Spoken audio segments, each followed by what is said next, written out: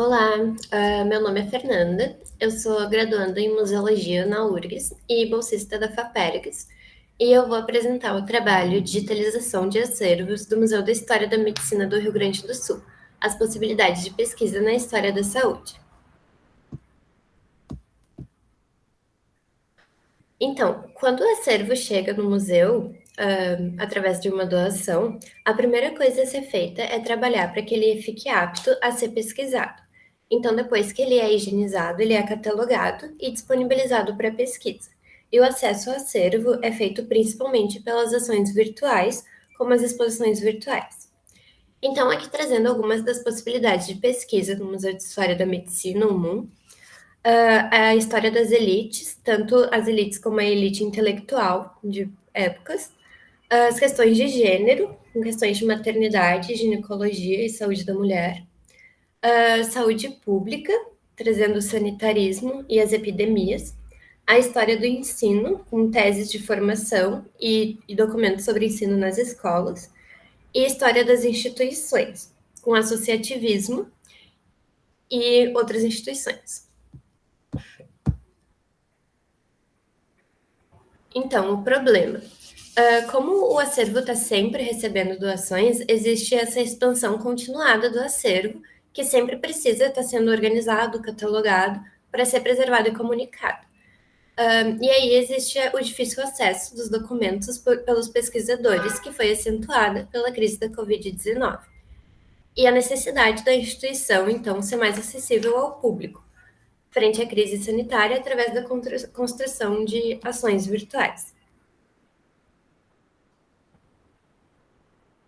O projeto. Então, o nome do projeto é Disseminando o Conhecimento Histórico da Saúde, Digitalização e Catálogos Virtuais de Obras Raras do Museu de História da Medicina do Rio Grande do Sul.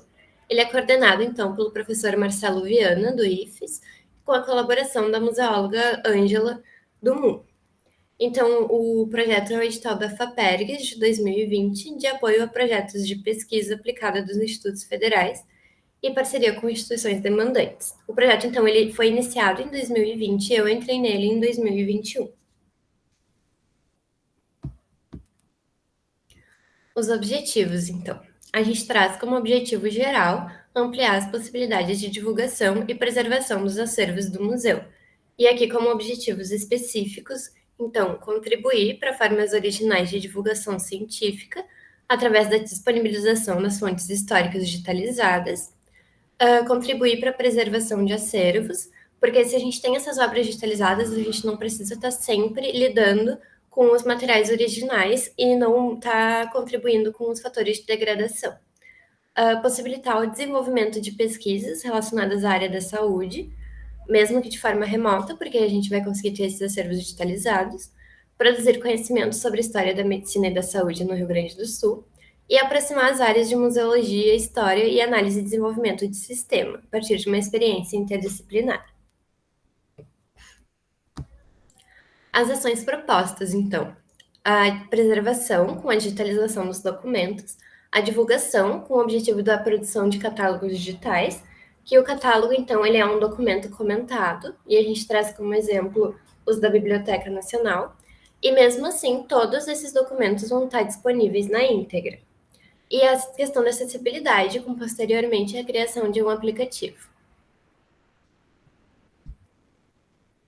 A metodologia, então, a gente faz a identificação das obras raras pelo valor histórico. Então, os critérios de raridade que a gente usa são o ano de publicação, a baixa tiragem, como por exemplo o Panteão Médico, que é uma obra de referência que tem uma baixa tiragem. Aí a gente tem a matriz digital em alta resolução, que é a principal, e as derivadas de acesso, que são uma resolução um pouco mais baixa para divulgação. E aí a gente usa a tecnologia de reconhecimento ótico de caracteres, que é uma tecnologia que possibilita a pesquisa por palavras no PDF. E a gente usa daí o scanner planetário, que é esse que aparece na foto. Depois que as obras são digitalizadas no scanner, ela passa primeiro por esse processo de fazer o recorte da página direitinho, e depois Uma segunda etapa é de fazer correções em marcas de dedos que podem aparecer na digitalização ou pequenos errinhos que a gente pode corrigir daí. Então, a gente visa a criação de 4 catálogos, sendo o primeiro Sociedade Portuguesa de Beneficência e Hospital Beneficência Portuguesa de Porto Alegre, o segundo de teses de medicina e o terceiro de obras bibliográficas raras, e o quarto de acervo tridimensional, que a gente está agora na pré-seleção dos acervos tridimensionais e pesquisando em como a gente pode fazer essa digitalização.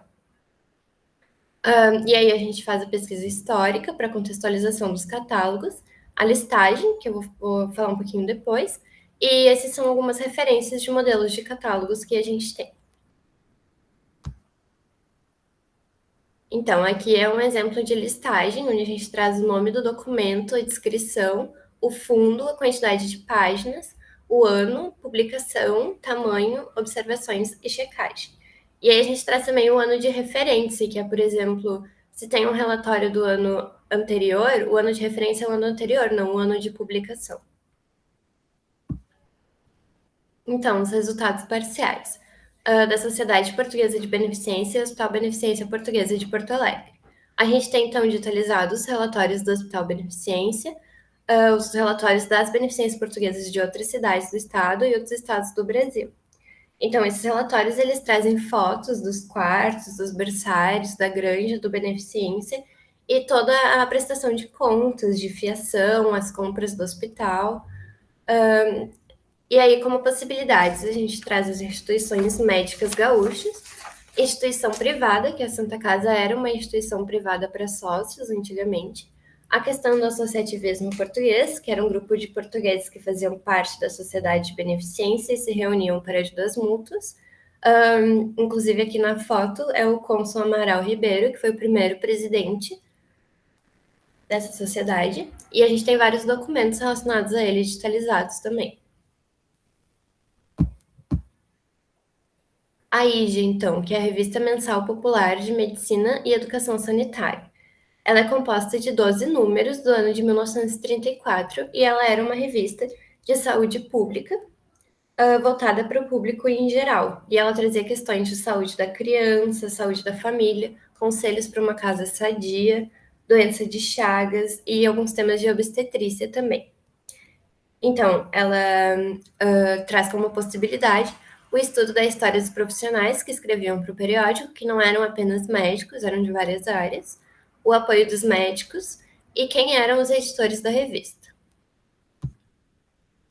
A Revista de Medicina do Rio Grande do Sul. Então, ela conta com cerca de 70 exemplares das décadas de 40 a 60, e 60 desses exemplares já foram digitalizados. E como possibilidades existe o estudo sobre quem eram esses autores e suas produções, as redes de professores e pesquisadores da saúde e os temas que eram discutidos no período. A Biblioteca Popular de Higiene e a Saúde para Todos, do Dr. Sebastião Barroso.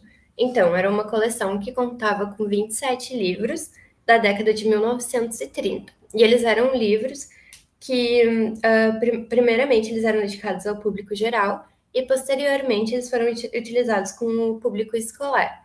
E eles traziam os preceitos de ensino de higiene e saúde. E aí, como possibilidades, a gente traz quais eram os preceitos de higiene no período e questões relacionadas ao ensino. Considerações finais, então.